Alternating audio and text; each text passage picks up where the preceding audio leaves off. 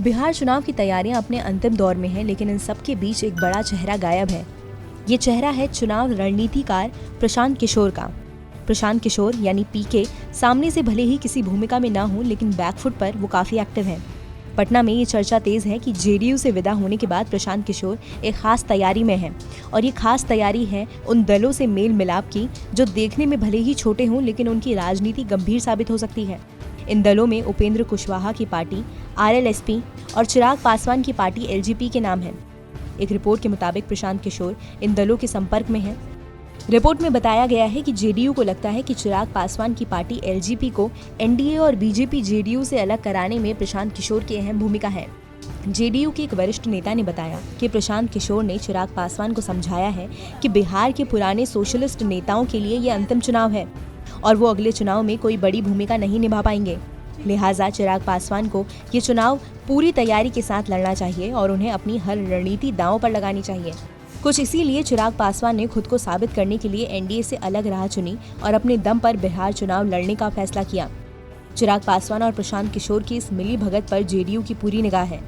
हालांकि एलजेपी के प्रवक्ता अशरफ अंसारी ने इस तथ्य को सिरे से नकार दिया है। 2015 के बिहार विधानसभा चुनाव के बाद नीतीश कुमार ने प्रशांत किशोर का कद बढ़ाते हुए उन्हें अपनी पार्टी का उपाध्यक्ष बनाया था। जेडीयू में ये दूसरा अहम पद था जिसमें नीतीश कुमार जेडीयू अध्यक्ष और प्रशांत किशोर उपाध्यक्ष थे। बाद में परिस्थितियां बिगड़ती चली गईं और इसके पीछे ये भी कहा गया कि प्रशांत किशोर को नीतीश कुमार का महागठबंधन से अलग होना पसंद नहीं था। प्रशांत किशोर खुलेआम नीतीश कुमार और केंद्र सरकार की नीतियों के खिलाफ उतर गए। जेडीयू को ये नागवार गुजरा और अनुशासनहीनता के आरोप में उन्हें पार्टी से बाहर कर दिया गया। इसके बाद भी प्रशांत किशोर शांत नहीं बैठे और बिहार के लिए कुछ कर गुजरने का वादा किया।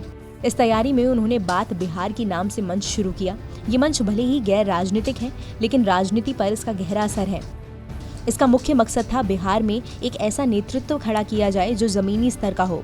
लेकिन इसका दूसरा पक्ष ये है कि जो व्यक्ति चुनाव लड़ाने की रणनीति बनाता रहा हो, उसका इस चुनाव में एक ट्वीट तक नहीं आया। तो क्या प्रशांत किशोर बिहार की लड़ाई से बिल्कुल बाहर हैं? जानकारों की माने तो ऐसा नहीं है, क्योंकि पीके के अभियान में देर हो सकती है, लेकिन वो सीन से कतई बाहर नहीं हो सकते। जानकार बताते हैं कि कोरोना के चलते प्रशांत किशोर जमीनी स्तर पर अपनी लड़ाई शुरू नहीं कर सकते, लेकिन उनके डिजिटल एक्यूमेंट पर कोई उंगली नहीं उठा सकता। प्रशांत किशोर ऐसे नेता हैं जिन्होंने केंद्र में बीजेपी सरकार की एंट्री कराई और कई प्रदेशों के चुनाव में नेताओं को जीत का सेहरा पहनवाया।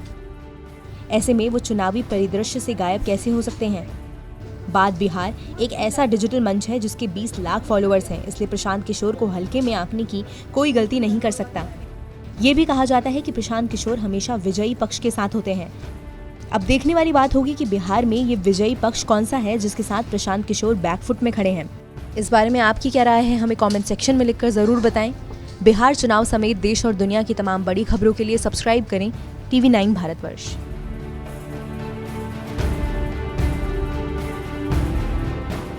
न्यूज़ टॉप 9 रोज सुबह 7 बजे और शाम 7 बजे सिर्फ TV9 भारतवर्ष पर।